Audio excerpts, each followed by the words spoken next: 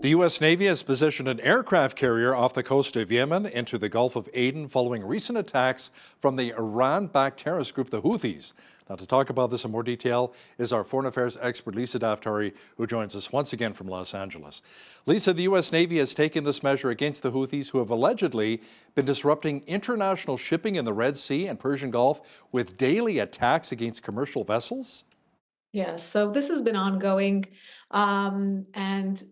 Just to separate this into a more macro level, the Iran-backed insurgencies in the Middle East, we're talking about Syria, Iraq, and Yemen. So I'm separating it from the war against Israel, have hit US assets and European assets more than 90 times in the last 2 months since the Hamas massacre on October 7th.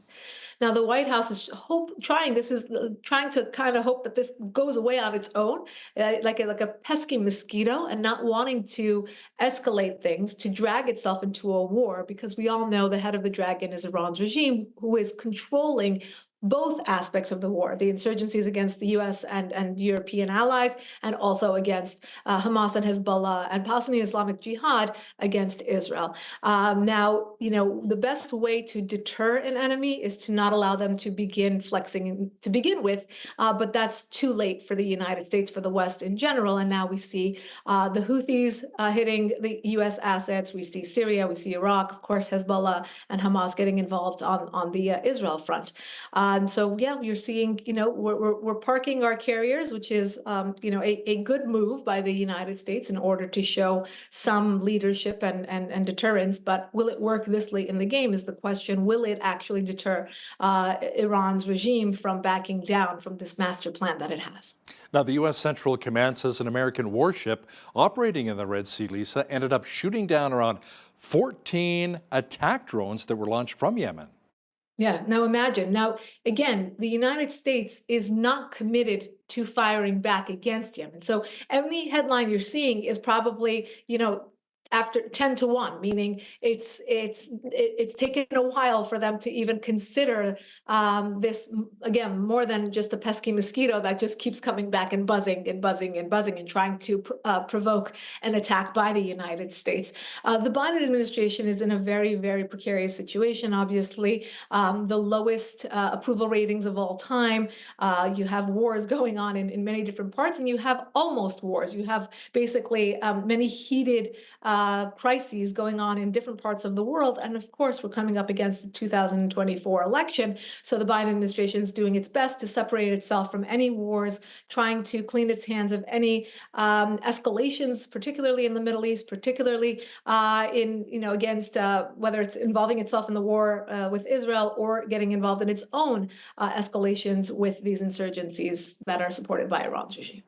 And Lisa, the Israel Defense Forces announced the discovery of one of the largest tunnels built by the terrorist group Hamas. The vast subterranean structure was located near the Erez border, crossing located in the northern part of Gaza. It spans well over 4 kilometers, and apparently it was used by Gazans on a daily basis. Daily basis. Now, this is for all of those who want to talk about blockades. And I was on a show last week, Hal, where the host was trying to convince me of caloric restrictions on Gazans, and it's Israel's fault that the Gazans are hungry. This is the reason the Gazans are hungry, because every penny that Hamas has spent on war, on terrorism, on tunnels, on missiles.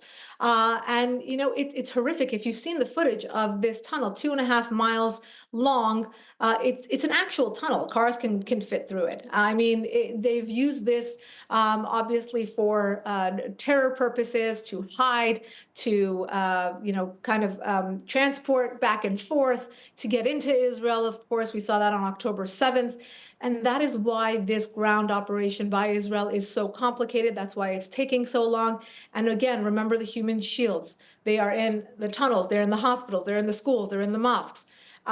This is all Hamas's fault. And I think it's very frustrating to see world opinion shift because people don't realize or don't want to accept or don't want to hear these realities. When you look at these tunnels and you realize how complex these terror organizations have become, how much money they have had to put into this war, how much money they have had to put into their terror infrastructures, then you understand more why the Palestinian people, just like the Israelis, are victims of Hamas and their leadership that, again, are spending the people's money on terrorism and instead of improving the quality of life over there.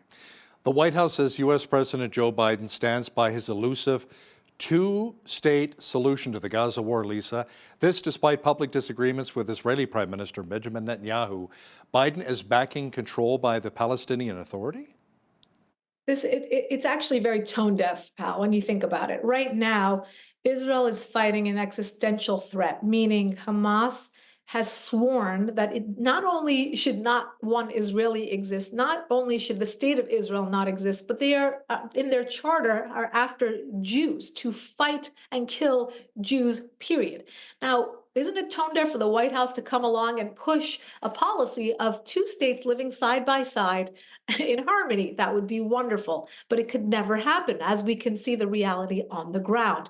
You could also look at the different attempts of jihad throughout the world. We're seeing it all over, including in Canada, including in Europe, including in the United States. Hate crimes rising hundreds of percent, escalating and exponentially growing since the war has started. And of course, that just, again, proves that they are not looking to live side by side with Jews or believe in a state of Israel. When they say from the river to the sea, that is not a call for coexistence. There's a report surfacing by the Washington Free Beacon that the Biden administration has given $34 million to confidential aid groups in Gaza. But military analysts, Lisa, are warning that the money could end up in the hands of Hamas. Yeah, absolutely. When there's no accountability on again, taxpayer money that is going to these groups, why are we calling them confidential groups? Why aren't we transparent about where they're going? Why isn't there a vetting system as to where this money is going? If we believe that there's a good chance this will end up in terrorist hands, taxpayers deserve more than that, than to know where their money is going. And of course, when you're looking at the larger scale, when you see the Biden administration and President Biden himself standing at the podium and offering some sort of support for Israel and its right to defend itself, but then giving money to those who are the enemies of Israel and do not want to see Israel's existence any longer. It's kind of a very different picture than the one that the Biden administration is hoping to paint. So a lot of flip-flopping here, a lot of different things, but thank God for these investigative reports that bring out a lot of these realities, and hopefully that the Biden administration will be pushed to answer some of these questions. Yeah, as journalists, we got to hold the government to account. Now, Lisa, over the weekend, Iran announced that it executed a man convicted of spying for Israel's Mossad intelligence agency. The unnamed man was hanged at the Sahidan Central Prison in the southeastern part of Iran.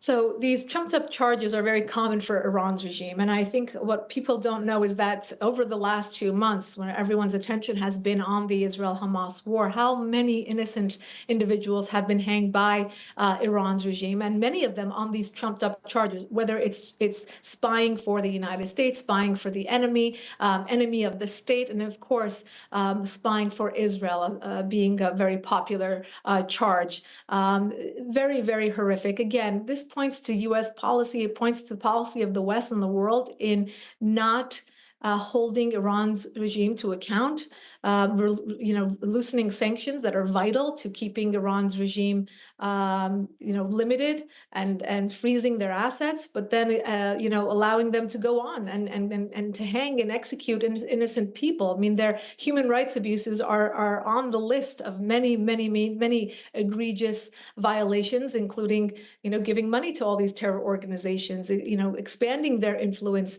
in the region. And of course, going on with their weapons program. If the West truly cared about limiting Iran's regime, it would totally change its policy here on forward. What's the latest with the $6 billion that was released by the Biden administration and those Iranian assets? And they were talking about potentially refreezing some of those assets. What's the latest there? Correct. There is legislation to freeze the $6 billion because of what has been obviously brought to light with Iran's regime being responsible for funding, and not only funding, but training Hamas militants to go into Israel on October 7th. Now, this was brought by some Republicans. I know that there are Democrats who believe that Iran's regime should be punished and there should be penalties against them as well. What I always bring to light, Hal, is that we can put aside the $6 billion. What's more egregious is that the Biden administration has removed vital sanctions from Iran's regime that has allowed it to sell oil and bring in its own revenue. So over the last 3 years of the Biden administration, the Iran regime has brought in 60 to 90 billion dollars in oil revenue on its own. Wow. So the 6 billion that was given on top of this lopsided prisoner exchange, we already know it was an unfair deal to begin with, but the 6 billion that was given on top really doesn't even come into question, because that check, as many have pointed out, wasn't cashed, it wasn't given to them yet, and now it's in question to freeze that again. But to talk about the larger issue here is that the money should not be frozen.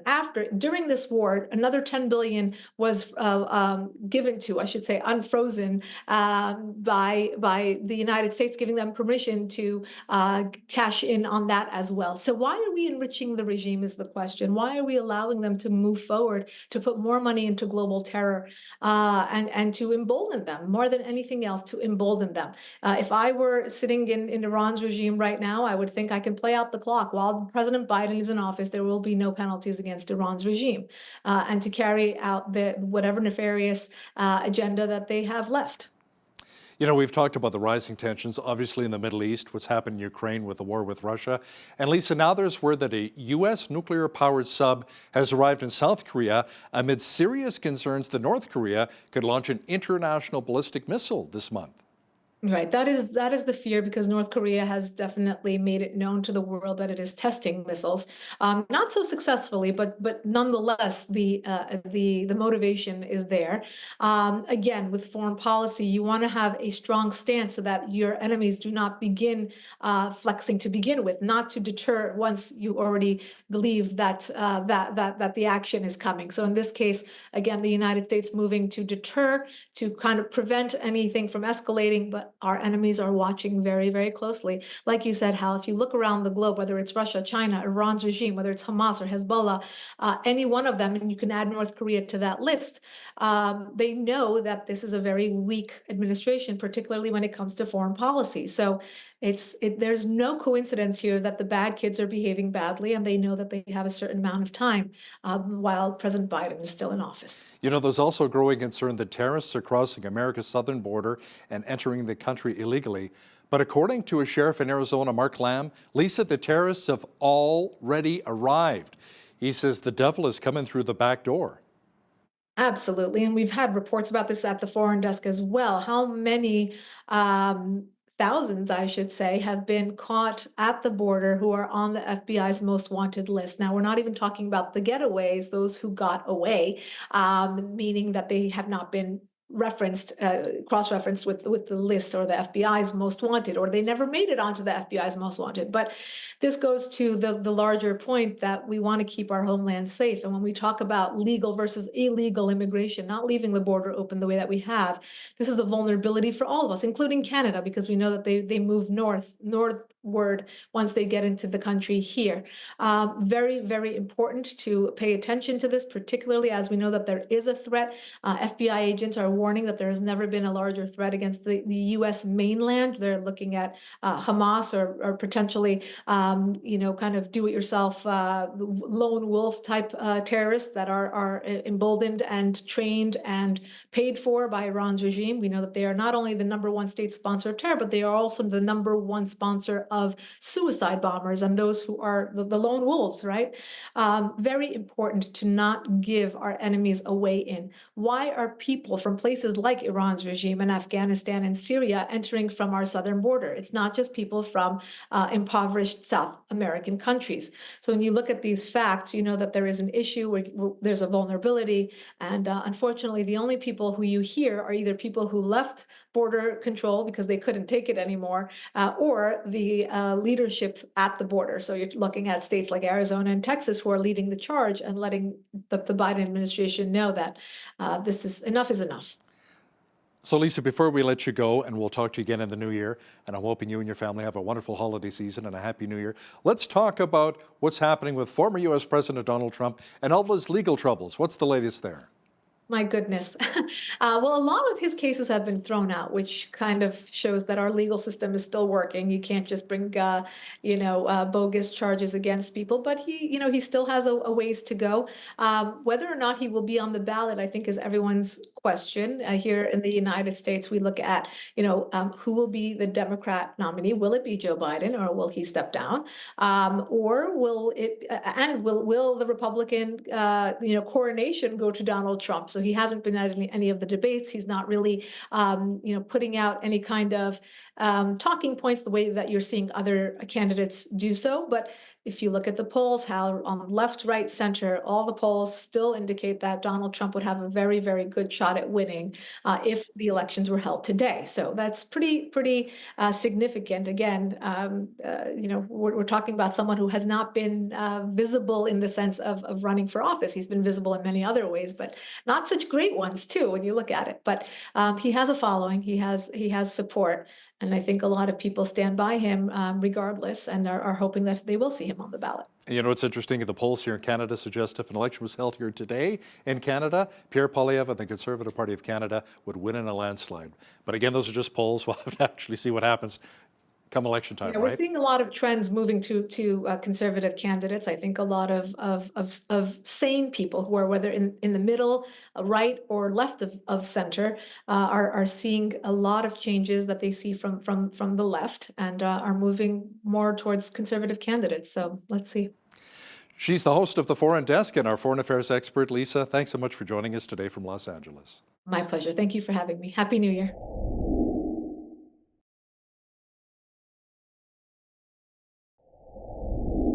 Well, hey, are you looking to get out of the house and get some much needed exercise this coming winter? I know I am for sure. Cross-country skiing might just be what you're looking for. Joining me today is Greg Campbell from the Cyprus Nordic Ski Club to discuss how you can get yourself on some skis and out onto the snow. You're joining me from Medicine Hat, aren't you, Greg? Welcome to the show. Yes. Thank you very much. First of all, maybe provide us a little bit of an overview of what the Cyprus Nordic Ski Club is and what exactly you guys do. Well, I think what happened was, and we've been here for 25 years or so, my wife and I, and it has the Cypress Hills so close to Medicine Hat. It's like 65 kilometers away, and it typically has snow and beautiful trees and trails and all of the above. And we just, a group of us, probably about 30 or so, saw and felt a need to have a club here, just to get combined interests. During COVID, we saw lots of cars parking out at the trailhead in Cypress Hills near Elkwater, and realized that there might be there's probably a need to get united, get some insurance, maybe improve on the track setting and the grooming out there, add some programming, and just find out really who would like to do some of this. And we've really got together. We started a club, Cyprus Nordic Ski Club, named it, got a logo, got some badges, some events, a board group of 8 committed volunteers, and this will be our first season really together. Your first season. Okay. Well, you're right. It's a beautiful area, and obviously there was that need. So you're one of the originators of this club then. Yeah. I love that. Yeah, I would. This Cal Lentz is the president, and he's got about 8 of us in our expertise, including accounting and communications with Sandra, that was going to be here, and Quan Lee, who's into program and development and has worked so hard on the website, as well as Bill working on a website. So everyone seems to be picking up some slack, and now we just need the snow. Yeah, I know that's one thing we have been lacking. so far. This, I guess, we're not even technically in winter yet, are we? We're still sitting at the edge of fall, but it's December and there's not a heck of a lot of snow out there. So you're right. So I hope that you have a great season coming up. But what kind of programs does this club offer for people who might be interested in getting into cross-country skiing? And how would you cater to different skill levels? Like myself, I've tried cross-country skiing a couple times, not as good, better at the downhill. Yeah. Cross-country skiing's hard. It is, and yet it isn't. I mean, it is because it's physically maybe a little bit more demanding than downhill skiing. And yet, if you just take a couple lessons, and you get the good gear, and you can rent gear right out there in Elkwater, and then it seems to be, and if the grooming is right with the tracks set there, and we have quite a flat course. It's, I mean, in cross-country skiing, you go up, and on the flats and the downhills, you do it all, but it's not that extreme there. I would say most of the trails are just a green trail. So, but you can, I would dare to say that you just shuffle along, but that might be how it starts. And if you walk and then you start to glide a little bit, and you use the double pole technique when you can, and you control the speed going downhill. It is so much harder than it looks, and it is such a great cardio workout too. It's unbelievable. But we were talking about the lack of snow. So how has this recent warm weather trend affected your operations and that overall cross-country skiing season? So far, it's kind of not even a season yet, is it? I know. Yeah. Well, for sure, it's sad, and we had all this planning to get ready, and we have a course, and we have the Jackrabbit program, which I'll mention too, and that's a kind of a nationally recognized program through Nordique, Alberta, which is our provincial governing body, and then we are going to have lessons every Saturday morning between 10 and 12 for bunny rabbits and jackrabbits. That's I think it's between 4 and 6 and 7 and 9. And maybe I might have to join one of those, the bunny rabbit class. Well, we actually have for Learn to Ski program for adults as well. So we have lots of stuff like that. But as far as the snow out there, we're going out this Saturday. There's supposed to be a little bit of snow, like, I don't know, maybe 4 or 6 inches. And I know they're making snow at the hill there, but that doesn't really help us out. And the groomers are ready to groom, but they just need the snow and the cold. But it's supposed to be in the plus, 5 or 8 coming up in the next few days. So it's not looking good. For anybody who is unfamiliar completely with the sport, how would you describe that experience compared to downhill skiing? Obviously, it is more challenging, although you wouldn't think it is. Well, a different kind of a challenge, right? For sure. I mean, cardiovascular, it probably is a little bit more taxing.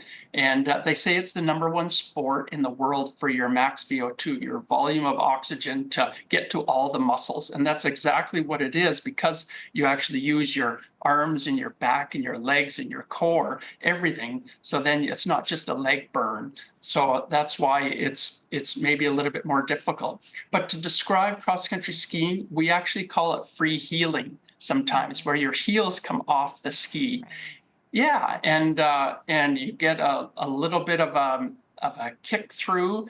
It used to be called a kick and glide, and the coaches that we have, the volunteer coaches for bunny rabbits and jackrabbits, are all certified, and that we have insurance, and we're prepared to teach these kids to have fun, show them a little bit about some of the techniques. And then if that's okay after the first couple lessons, we think that they can go on any trail that they want there. I mean, supervised with their parents, we hope, and other adults, but lots to have fun with. Right. Now, when I hear the word Nordique, I think of Europe. So where does the sport originate from, and how has it evolved over the years?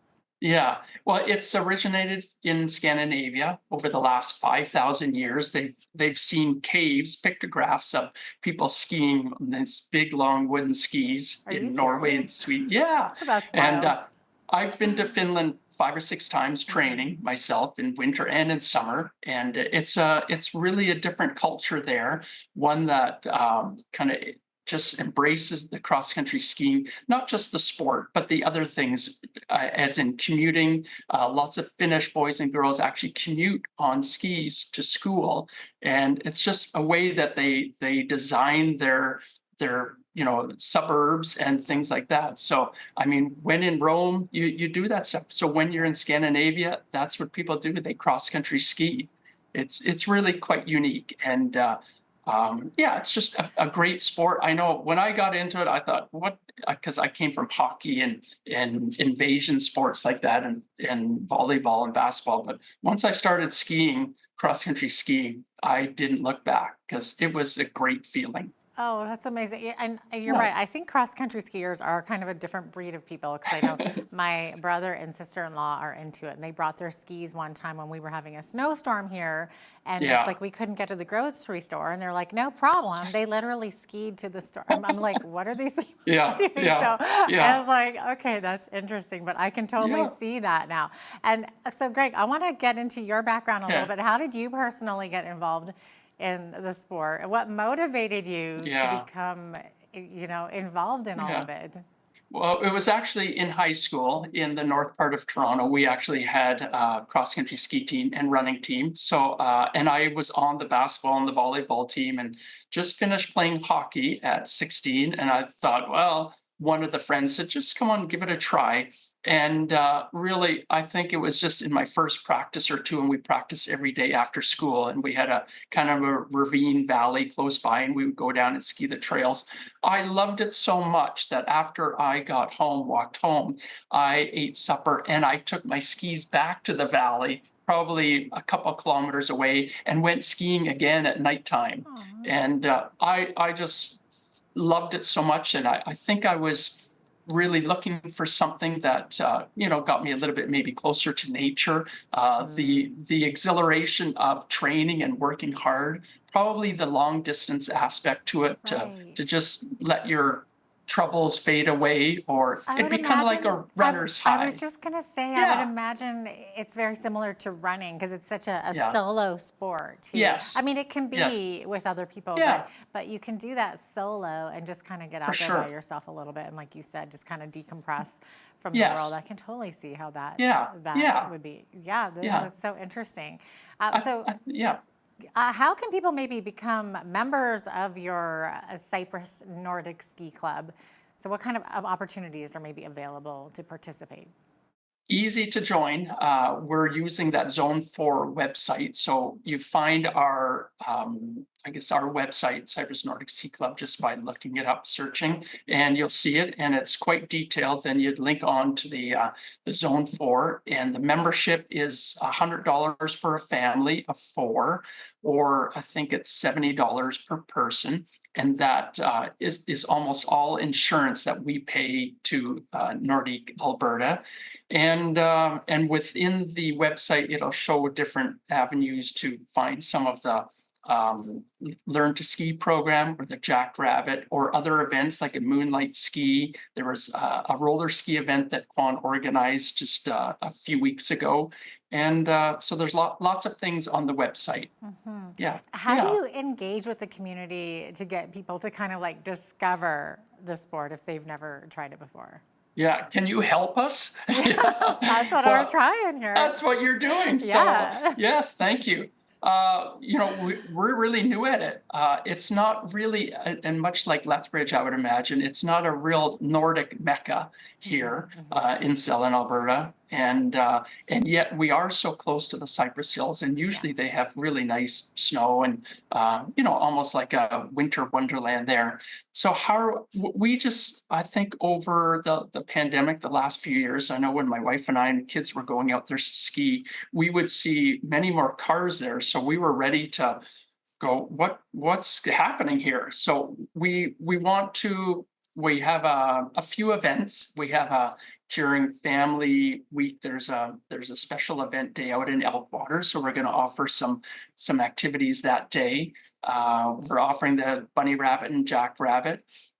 We hope to give some lessons throughout the winter, we would like to have an event. I know I would, almost like a loppet, it's called. And it's kind of like a race, a citizens race, where you just come out and you ski 7 kilometers or 14 or something like that. Yeah. And so we're hoping that way, and people hear about us. We also were at the ski swap a few weeks ago here in town, and we promoted the club. And it's probably going to take a little bit of clawing. And I just think the members of the new board and the club are so invested in this, because this has been a few times around that we've tried this in the last 25 years since I've been, and it just kind of comes and goes. And but I think it's got the right tipping point now to really get going. Yeah, well, it is a popular sport for sure, definitely. Yeah, and it's a great way to get some exercise and get out in for sure. nature. I'm curious too, when you were training with the Olympics, how did you get involved in that side of it? With because you're combining cross country skiing with what is it, target shooting? Yeah, is it? yeah, which to me is like the strangest sport ever. And under what circumstance would you ever be doing this in real life? But I guess back in the day, right? Like you were saying before, back in war times, if you need to hunt or something. Yeah, well, and that is the history. It was, they say, between the Swedish and Norwegian National Guards, I think in the late 1700s, they wanted to have some races, against each other, and they did that. And then that's when the sport just took off. So, and then in biathlon, I used to know, I think it was in 1928 was the first recorded biathlon race at the Olympics. And it has been going ever since, with quite a few changes, just like cross-country skiing. With the advent of fiberglass ski in the mid-70s, like techniques change. Now in biathlon and in skiing, they do skate skiing as well as classic, back and forth. Wow. You could go backcountry skiing and have wider skis and metal edges. So there's lots of different avenues. Cross-country skiing doesn't just have to be this one thing and just a shuffle along. There can be other things, including telemark skiing, which is a way to turn on using cross-country skis down the hill. Yeah. Yes, because the skis are so long and they're so skinny. They are harder it's harder to maneuver your body. Yeah, yes. Is there a trick to it? There must be. Yeah, there is. It's a telemark turn, and it's a way that you put, almost the way that the ski jumpers land. When you see them land right after the 90-meter ski jump, they land with one foot in front of the other, and kind of like a squat of sorts, and that's how they really extend and turn using this telemark turn. Okay, got it. I'll be able to do it now. Be careful. I got it down now.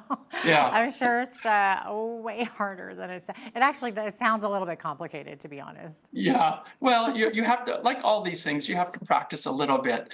But I think like the sport of pickleball, where people have success right away, they use the small rackets and you get out there and you can, hit the ball back and forth, and it's quite gentle, and people, I think it's the fastest growing sport for a reason, because people find success right away. And I think with cross-country skiing, you would too. If you're not bundled up too much with a big snowsuit, you're just dressed properly and, wearing the right gear and the toque and gloves and the right equipment, and, not with the heel coming off to the side too much, is just pretty good.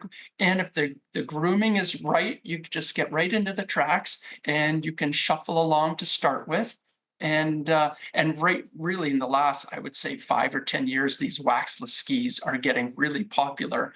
And when conditions change so much, like in southern Alberta, this is the perfect place for a waxless ski. And so, we're finding lots of success with it. So many variables there, but very interesting conversation. Greg Campbell of the Cypress Nordic Ski Club. It looks like we're out of time, but thanks so much for joining me today. Well, thank you very much, Jeanette. Yeah, this has been excellent. Absolutely. I'm Jeanette Roche on behalf of all of us here at Bridge City News. Thanks so much for watching.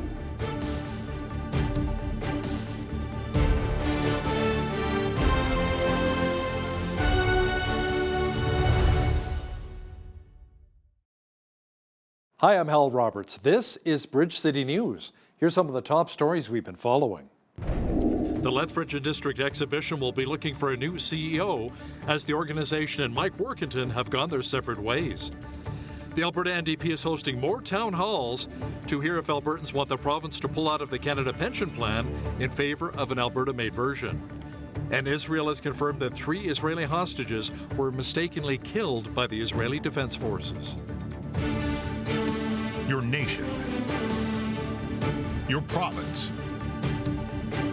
your southern Alberta. From the heart of Lethbridge, it's Bridge City News with Hal Roberts. Thanks so much for joining us. Lethbridge and District Exhibition and CEO Mike Workington have parted ways. The LDE now begins its restructuring. Workington joined the group in 2018 and was named CEO back in May of 2021.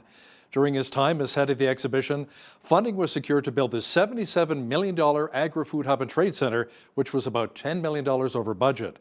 The LDE said Workington was also able to implement different events and initiatives, including the Lethbridge and District Pro Rodeo last year and free admission to Whoop Up Days this year. Officials at the LDE Board of Directors will examine the leadership structure needed for future operations of the organization. Lethbridge Police wrapped up their 3rd week of their annual Christmas Check Stop campaign with 4 impaired drivers being removed from the roads. Police say they checked 250 vehicles and issued 4 immediate roadside sanction fails. Police also issued 2 cautions, a 24-hour suspension, and 19 violation tickets. The Christmas Check Stop campaign will continue until the end of the year. Police are asking locals not to share on social media where the check stops are set up. They say doing so assists impaired drivers avoid getting caught and puts all road users at risk. Lethbridge Police, along with city officials, want to hear from you regarding your perceptions of safety here in our community. The Building Safer Communities Fund, secured in July of this year, supports municipalities combating both gun crime and gangs, especially among young adults. The online community safety survey is on now until January 19th, where you can offer your input. Officials say results from the survey will build upon existing strategies to strengthen the city's understanding and community needs and trends. The survey can be found at getinvolvedlethbridge.ca. Lethbridge College is receiving a $360,000 grant over the next few years toward a new research project. Officials say the funding will be used to support marginalized populations as they reintegrate into the community through the use of art and Blackfoot worldviews. It is the first time the college has been a recipient of this federal funding.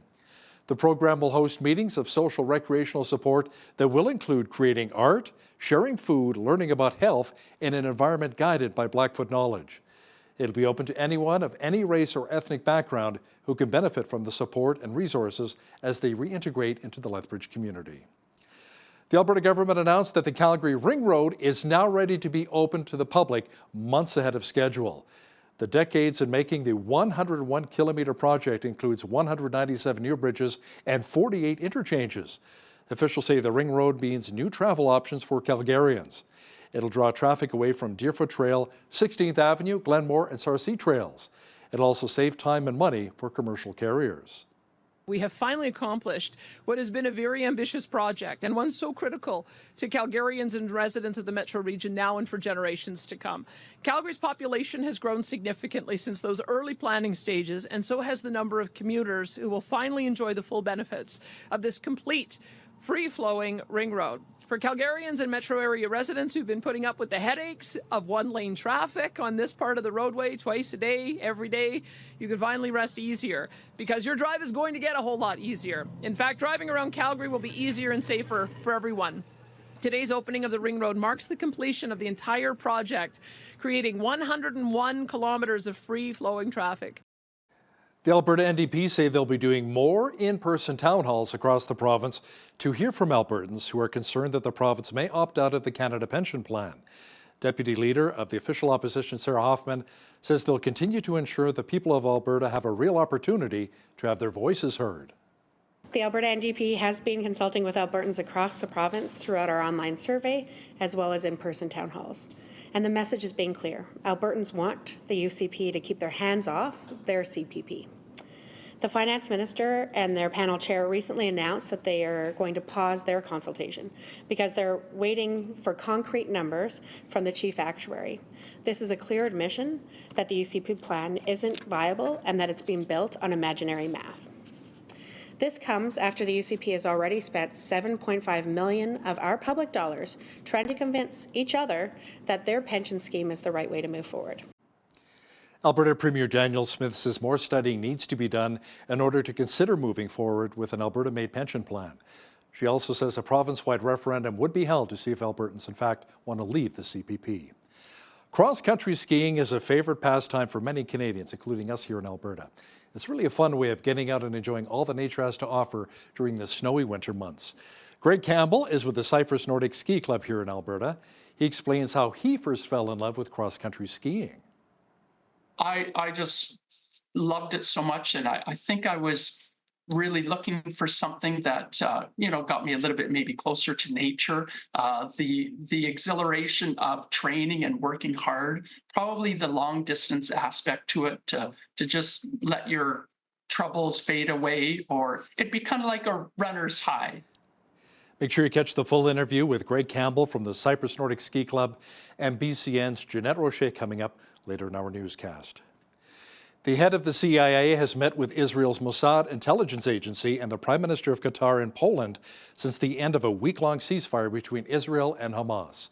U.S. officials say the three discussed how to broker freedom for more hostages taken from Israel by Hamas on October the 7th. Israeli protesters have demanded the government relaunch talks with the terrorist group to release more hostages after three were mistakenly killed by Israeli troops. במהלך הקרבות בסג'אעיה, כוח צה"ל זיהה בשוגג 3 ישראלים חטופים כאיום. כתוצאה מכך, הכוח ירה לעברם והם נהרגו.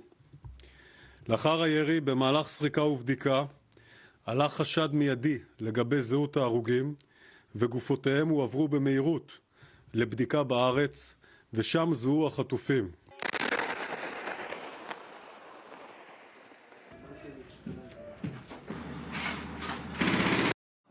The work on the potential release of more hostages comes as American and Israeli defense ministers met at Tel Aviv to discuss Israel's goals of the war, along with concerns over the number of civilian deaths which have taken place in Gaza.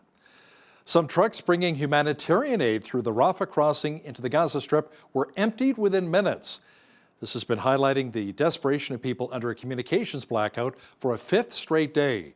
Food, water, and medical supplies have been desperately needed in the region. Officials say close to 2 million Palestinians, around 85% of the population in Gaza, have fled their homes due to the war between Israel and Hamas. A number of people have been living in crowded shelters and tent camps. Samaritan's Purse has been working with other humanitarian groups to help provide food for so many Israeli families who've been displaced due to the ongoing war between Israel and Hamas. During this war, there's been rockets shot all up the coast. There's sirens going off every day, every few days here. They're having to run into their bomb shelters.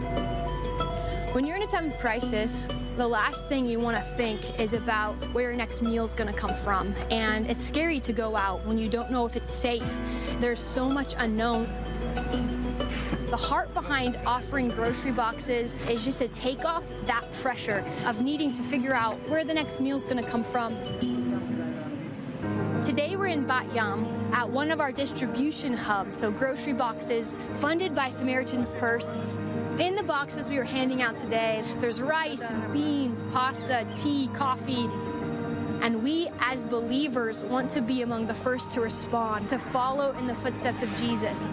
Even in the midst of such darkness, believers are being the light.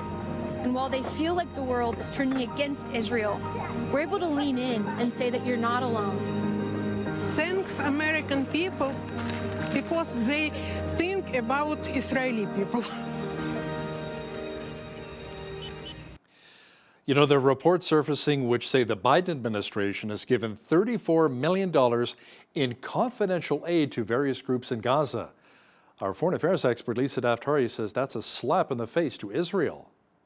When you see the Biden administration and President Biden himself standing at the podium and offering some sort of support for Israel and its right to defend itself, but then giving money to those who are the enemies of Israel and do not want to see Israel's existence any longer. It's kind of a very different picture than the one that the Biden administration is hoping to paint. So a lot of flip-flopping here, a lot of different things, but thank God for these investigative reports that bring out a lot of these realities, and hopefully that the Biden administration will be pushed to answer some of these questions. Lisa Daftari will also have details on why a U.S. nuclear-powered sub has arrived in South Korea. She'll have those details coming up in the second half of our program. British media report police have questioned comedian Russell Brand for a second time in the investigation into sexual offense claims against him. The Press Association news agency says the 48-year-old was interviewed under caution last week over 6 allegations. In September, British media outlets published claims by 4 women of being sexually assaulted or raped by Brand between the years 2006 and 2013. Brand has denied the allegations, calling them a smear campaign. A church in the Los Angeles area was destroyed by a massive fire just hours before a Christmas play and a toy giveaway. Fortunately, there were no injuries at the Victory Outreach Church located in Pomona, California. So we're just, grateful that no one got hurt. That's our thing, is that, because we know that the church building could be rebuilt, but, we're here for people.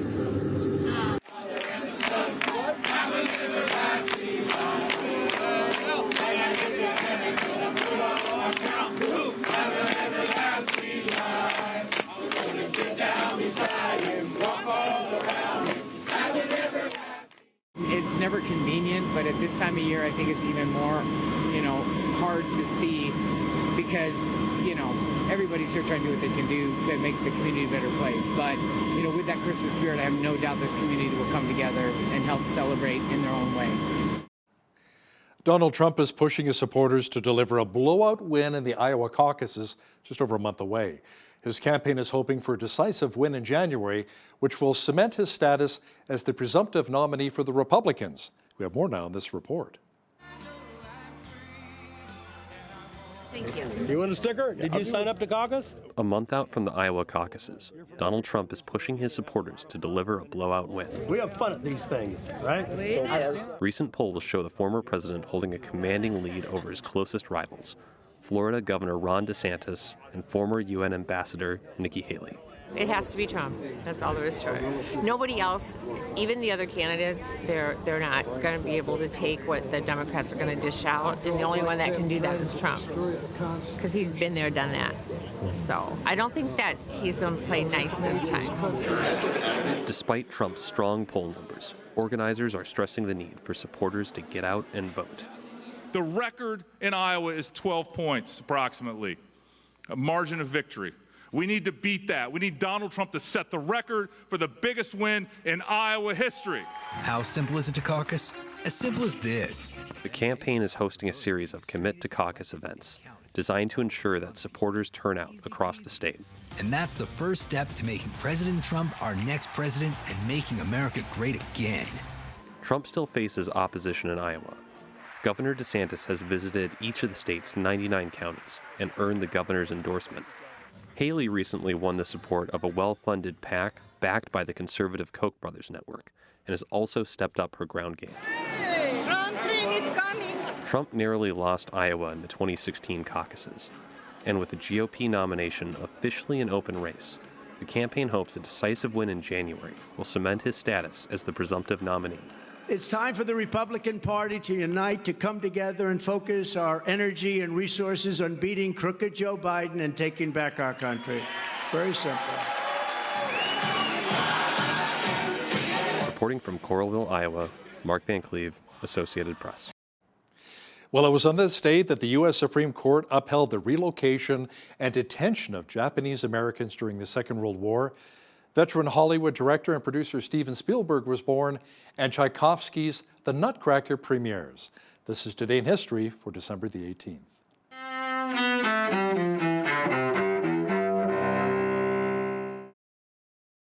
December 18th, 1944. The U.S. Supreme Court rules on the forced relocation and detention of Japanese Americans during World War II. While the High Court upholds the relocation, it adds Americans of Japanese ancestry who are undeniably loyal can no longer be detained. More than 4 decades later, The U.S. government apologizes for its policy and pays money to surviving Japanese Americans.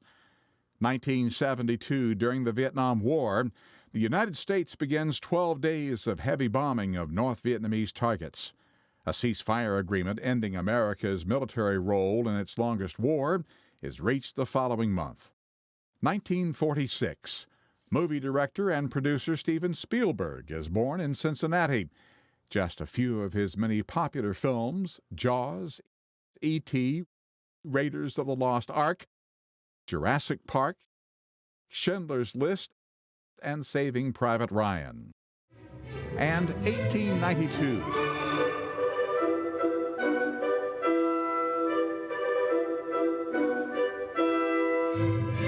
The Nutcracker, the ballet by Peter Ilyich Tchaikovsky, publicly premieres in St. Petersburg, Russia. Today in history, December 18th.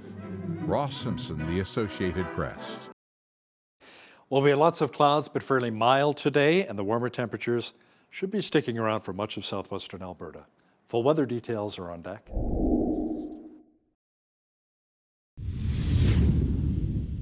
We had a mainly cloudy day today in Lethbridge, but fairly mild for this time of year, and no snow. Tonight, it'll be partly cloudy with a low near -3. Tuesday, expect sunshine mixed with clouds and a high expected near 3 degrees. Warming up nicely under a sunny sky on Wednesday with a high near 7. Even warmer on Thursday with a high expected near 8 degrees. We'll take it for this time of year. Pretty much the same picture on Friday, sunshine with a high of 8 on tap. Cooling off slightly on Saturday to 4 degrees and all the way down to -1 for Christmas Eve day. Now the average high for this time of year is right at the freezing mark at 0, and the average low is -12. The record high was a balmy 14 degrees set way back in 1954, and the record low was a very chilly -34 set back in 1955. The sun rose at 8:24 and set at 4:32. Let's see how Tuesday is shaping up across our home and native land now. Expect showers and 10 degrees in both Vancouver and Victoria, mainly cloudy, -3 degrees for Edmonton, and just 1 degree warmer with a high of -2 for Calgary. Expect an overcast day and -2 for a high in Saskatoon. Just a few clouds of -2 degrees as well for Regina. In Winnipeg, it should be mainly sunny and a high of -4. Now, in the central part of the country, expect rain mixed with snow and a high of only -4 in Ottawa, flurries at -1 in Toronto, snow mixed with rain and a high of +1 in Montreal. In Atlantic Canada, expect rain and 8 degrees in Fredericton, showers and 10 degrees in Halifax, rain and 10 as well in Charlottetown, and in St. John's, expect lots of rain and a high near 11 degrees on Tuesday. Tesla's most recent recall will affect around 193,000 vehicles in Canada. Transport Canada says the company will provide an over-the-air software update to fix the advanced driver assistance features. The agency says the recall will be added to its database of vehicles with safety recalls. Tesla recalled more than 2 million cars across its model lineup, which were produced between October 5th of 2012 and December 7th of this year, following an investigation by the U.S. National Highway Safety Administration. U.S. safety regulators investigated a number of crashes which involved the company's autopilot feature, some of which were fatal. BP has stopped its shipments through the Red Sea. The London-based oil and gas giant joins a growing list of companies pausing shipments in the region because of the risk of a Houthi terrorist group attack in Yemen. Now, oil prices rose Monday partly over market nerves about attacks by the Iranian-backed Houthis. They have targeted container ships and oil tankers passing through a narrow waterway that connects to the Red Sea and Suez Canal, where an estimated 10% of the world's trade passes through. Good news for renters. A new report says the annual rent increases are slowing down. The average asking price for a rental unit in Canada was $2,174. The information from rentals.ca and Urban Nation show that was flat from the previous month, but still an increase of 8.4% compared with last year. The report shows the annual rate of rent growth in Canada continues to slow after climbing to around 10% in October and just over 11% in September. Vancouver saw rents rise 0.7% to $3,171, while average rents in Toronto dropped 2.4% to $2,913. Now, here's a look at today's markets. The TSX was up 93 points on the day to finish at 20,622. The Dow was up just under a point to 37,306. The S&P 500 was up 21 on the day to 4740, and the Nasdaq was up 90 points to 14,904. West Texas Intermediate Oil was up $1.12 to $72.55 US per barrel. Natural gas was up 2 cents to $2.51 US. Gold was up $7.57 on the day to $2,027.19 US an ounce, and silver was down 5 cents to $23.80 US an ounce. Feed wheat is at $9.30 per bushel, barley's at $6.85, canola's at $14.51, and corn is at $8.02 per bushel. Live cattle were up 60 cents to $168.83. Feeder cattle January contract was up $2.28 to $223.18, and lean hogs February contract was down 33 cents to $71.58. The Canadian dollar was up slightly over the past 24 hours to 74.64 US.